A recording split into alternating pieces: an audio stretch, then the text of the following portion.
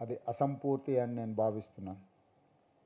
అందుకే ఈనాడు తెలంగాణ రాష్ట్ర ప్రభుత్వం ఒక మహిళా నాయకత్వం వహించిన పార్టీ నుంచి ఏర్పడ్డది. తెలంగాణ ఏర్పాటు బిల్లును ఇంకొక మహిళా లోక్సభ స్పీకర్గా బాధ్యత నిర్వహించి ఈ రాష్ట్రాన్ని ఏర్పాటు చేయడం జరిగింది. ఈ దేశానికి రాష్ట్రపతిగా, ఈ దేశానికి ప్రధానమంత్రిగా, ఈ దేశంలో లోక్సభ స్పీకర్గా, వివిధ రాష్ట్రాలలో ముఖ్యమంత్రులుగా మహిళలకు అవకాశం ఇచ్చిన 140 సంవత్సరాల చరిత్ర కలిగిన కాంగ్రెస్ పార్టీకి ఈరోజు తెలంగాణ రాష్ట్రంలో ప్రజలు అధికారం కట్టబెట్టింది. ప్రతిభా పాటిల్ కావచ్చు, శ్రీమతి ఇందిరాగాంధీ గారు కావచ్చు, శ్రీమతి సోనియా గాంధీ గారు కావచ్చు, శ్రీమతి మీరా కుమార్ కావచ్చు, ఇలా చెప్పుకుంటూ వెళ్తే స్వతంత్రానికి ముందు, స్వతంత్రం వచ్చిన తర్వాత రాజకీయ పార్టీలలో మహిళల యొక్క ప్రాధాన్యతను గుర్తించి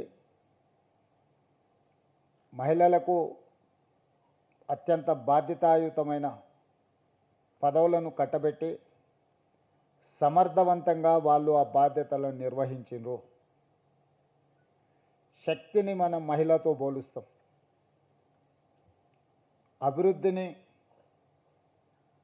కుటుంబం యొక్క గౌరవాన్ని నిలబెట్టడానికి మహిళతోనే పోలుస్తాం. కానీ అలాంటి మహిళకు రక్షణ కల్పించలేకపోతున్నాము.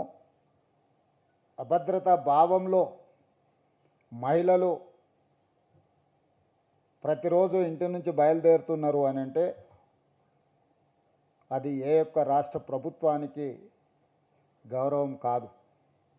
అందుకే తెలంగాణ రాష్ట్ర ప్రభుత్వం ఈ రాష్ట్రంలో ఇంతకుముందు మహిళా వేధింపు కార్యక్రమాలు పట్టణాలకే పరిమితమయ్యేది,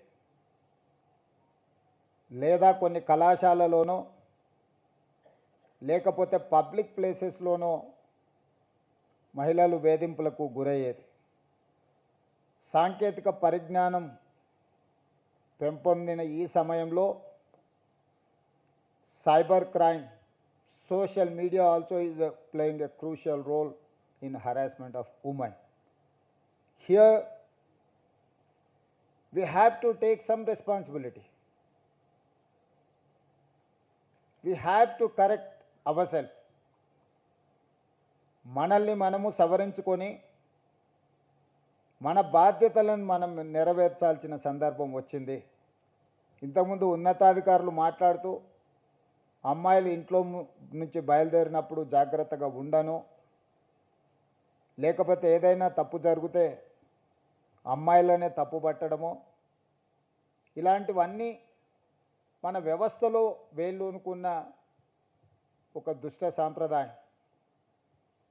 అదేవిధంగా ప్రభుత్వాలు మహిళా రక్షణ కోసం చట్టాలు చేయడం, మహిళా రక్షణ కోసం పోలీసుల పర్యవేక్షణ చేయడంతోనే మన బాధ్యత అయిపోయింది అని భావిస్తే మన బాధ్యత పూర్తి అవ్వలేదు. ఈరోజు సమాజంలో ఉండే మనము చట్టాలను చేయడం, పోలీసులు పర్యవేక్షణ చేయడమే కాదు, ఒక సోషల్ రెస్పాన్సిబిలిటీ మనం తీసుకున్నప్పుడే ఆ సమస్యకు పరిష్కారం దొరుకుతుంది అని చెప్పి నేను భావిస్తున్నా. సోషల్ రెస్పాన్సిబిలిటీ మన కుటుంబ సభ్యులను ఎవరైనా వేధింపులకు పాల్పడ్డప్పుడు, మన కుటుంబ సభ్యులకు చదువుకునే కళాశాలలోనో, ఉద్యోగం చేసుకునే ప్రాంతంలోనో, లేదా పబ్లిక్ ప్లేసెస్, రైల్వే స్టేషన్ కావచ్చు, బస్ స్టాండ్ కావచ్చు, ఇంకెక్కడైనా సినిమా హాల్ కావచ్చు, ఎక్కడికైనా వెళ్ళినప్పుడు మన కుటుంబ సభ్యులకు జరిగే అసౌకర్యం కానీ అవమానం కానీ మనం ఏ విధంగా ఆలోచన చేస్తామో ఇతర ఆడపిల్లల పట్ల కూడా మనం అదే విధంగా ఆలోచన చేసి దానికి అవసరమైన నివారణ చర్యలు తీసుకోవాలని చెప్పి తెలంగాణ రాష్ట్ర ముఖ్యమంత్రిగా మీ అందరికీ సూచన చేస్తున్నా. నేను ఈరోజు తెలంగాణ రాష్ట్రం అభివృద్ధి చెందుతున్న రాష్ట్రం.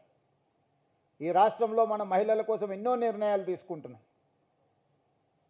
ఈరోజు మహిళలకు కుటుంబానికి రేషన్ కార్డు ఇచ్చినా మహిళా పేరు మీదనే ఇవ్వాలనుకుంటున్నాం. ప్రభుత్వం తరఫున ఇళ్ళ కేటాయింపు జరిగినా మహిళ పేరు మీదనే ఈరోజు ఇళ్ళ కేటాయింపులు జరుగుతున్నాయి. ఈరోజు చాలా పథకాలకు మహిళా పేరు మీదనే స్వయం సహాయక సంఘాలు 65 లక్షల మంది సభ్యులు తెలంగాణ రాష్ట్రంలో ఉంటే వాళ్ళకి ఫైనాన్షియల్ అసిస్టెన్స్ కింద 27,000 crores లాస్ట్ ఇయర్ మనం ఆర్థికంగా వాళ్ళు నిలబడాలి. ఆర్థికంగా వాళ్ళు నిలబడ్డప్పుడు ఈ సమాజంలో వాళ్ళకి గౌరవం దక్కుతుంది అని చెప్పి ఈరోజు మహిళా శక్తిని మనం ప్రోత్సహిస్తున్నాం.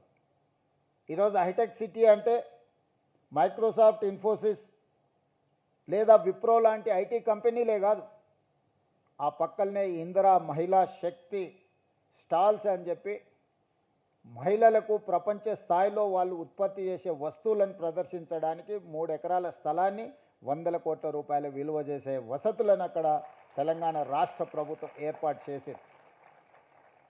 ఈరోజు గ్రామీణ ప్రాంతాలలో ఉండే తెలంగాణ మహిళలు తయారు చేసే ఉత్పత్తి చేసే వస్తువులను అమెజాన్ ప్లాట్ఫామ్ మీద రాష్ట్ర ప్రభుత్వం ఒప్పందం చేసి వాళ్ళు ఉత్పత్తి చేస్తున్న వస్తువులను ప్రపంచ స్థాయిలో ఈరోజు మార్కెటింగ్ చేసుకోవడానికి అమెజాన్తో తెలంగాణ రాష్ట్ర ప్రభుత్వం ఒప్పందం చేసింది. సోలార్ బిజినెస్ అంటే మనమందరం అదానీ అంబానీలే అనుకుంటున్నాం. ఈరోజు స్వయం సహాయక సంఘాలు తెలంగాణ రాష్ట్రంలో ఉన్న వాళ్లకు 1000 మెగావాట్ సోలార్ పవర్ ఉత్పత్తి చేసి తెలంగాణ విద్యుత్ శాఖకు అమ్మే విధంగా ఈరోజు ఆర్థికంగా వాళ్ళను నిలబెట్టి ఈరోజు సోలార్ విద్యుత్ ఉత్పత్తి అదానీ అంబానీలతోని ఆడపిల్లలు పోటీ పడే విధంగా తెలంగాణ రాష్ట్ర ప్రభుత్వం ఈరోజు అవకాశం ఇచ్చింది. అదేవిధంగా తెలంగాణ రాష్ట్రంలో ఆర్టీసీ బస్సుల్లో మహిళలకు ఉచిత ప్రయాణం ఏర్పాటు చేస్తే చాలామంది మహిళలు బస్సుల్లో ఉచిత ప్రయాణం మాత్రమే చేయగలరని భావిస్తున్నారు.